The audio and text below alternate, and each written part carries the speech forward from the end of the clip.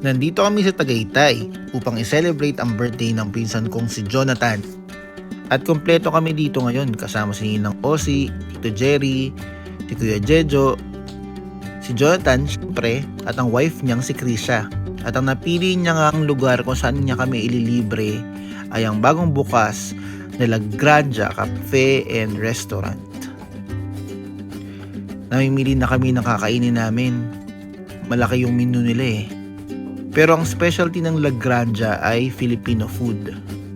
Pero meron din sila ditong cafe at bake shop sa mga mahihilig magkape dyan, mahilig kumain ng mga pastries at cakes. Malawak rin yung lugar nila dito. Maraming mga lugar na Instagrammable at malawak kanilang parking. Check natin ang kanilang bake shop. Tingnan nyo yung mga tinda nilang cake, so ang dami. Tsaka iba't ibang uri ng mga coffee, mga tinapay, at selfie muna. Siyempre hindi papahuli sa pag-shopping ng pasalubong si Ninang Osi. At usap-usap muna kami habang naghihintay ng food.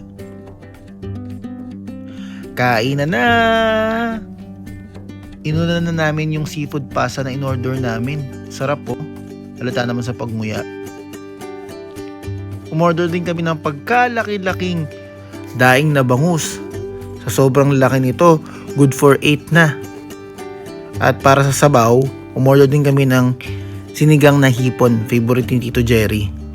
Ensaladang gulay, may okra, talbos ng kamote, pritong yempo, sisig, at syempre, ang rice.